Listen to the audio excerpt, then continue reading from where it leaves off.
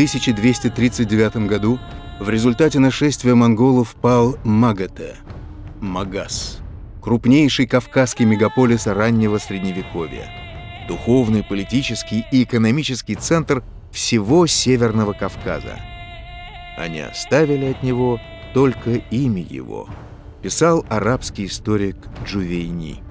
В истории ингушей, в истории кавказских народов именно нашествие монголо-татар является наиболее таким вот резонансным событием в их исторической жизни. Конечно, это было связано с жестокостью, которую проявляли монголы к тем народам, которые они порабощали, или в тех же боестолкновениях, не щадили никого, и тот ужас, который монголы вселили в местное население, оно давало о себе знать. Поэтому очень много непокорных людей отодвинулись дальше в предгорье и дальше вглубь гор.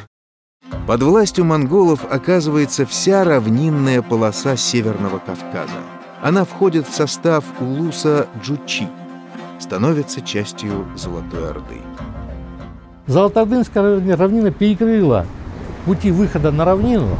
Они потом со временем наладились. Но горцы были отрезаны от своих традиционных связей с равниной. Какая-то часть населения всегда оставалась на прежнем месте жительства. Везде это так было, это закономерность. Однако предгорные и горные части Северного Кавказа остаются свободными и, надо отметить, так и останутся незавоеванными монголами за более чем 200-летнее их присутствие в регионе. Таким образом, Золотая Орда разделила Кавказ территориально, культурно и экономически. С этого момента образ жизни коренного населения Кавказа, укрепившегося в его горах, и его части, оставшейся на теперь уже Золотоордынской равнине, меняется кардинально как сам по себе, так и в сравнении друг с другом. Возьмем, например, те же маджары, да, или тот же Татартуп.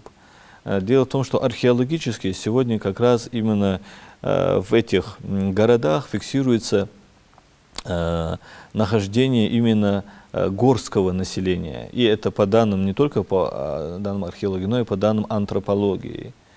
И поэтому, конечно, какое-то население втягивалось в экономические, социальные какие-то процессы, существовавшие в Золотоордынском государстве. Оставшиеся жить на завоеванных территориях вынуждены приспосабливаться к новым условиям обитания.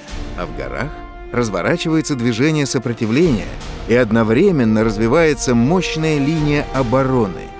Ведь прямо у выходов из горных ущелий начиналась Орда. Ученые высказывают такую мысль, что именно в период монгольского нашествия в горах Центрального Кавказа, в данном случае в горах Ингушетии, возникает цепь таких вот военных сооружений, военных крепостей, связанные с вот этим чрезвычайным моментом в их жизни, потому что монголы не собирались уходить с плоскости, с равнины. В всех башенных поселениях боевые башни, они находятся в зоне видимости. И когда враг приближался, зажигался один сигнал, и машинально сигналы по всей Ингушетии давало знать, и сразу войско собиралось, и сразу выходили на защиту чести и свободы. Уже высказана мысль, что вся горная полоса Ингушетии, и не только горе, но и предгорье, это своего рода задуманная единая линия обороны. Вот если посмотреть на все башни с этой точки зрения, они все стоят так, что на важных стратегических направлениях, даже внутри Ингушетии и прочее. И с тем, чтобы уже монголы не могли добраться уже в саму сердцевину, будем так говорить, колыбели горских народов, уже осуществляется строительство заградительных стен.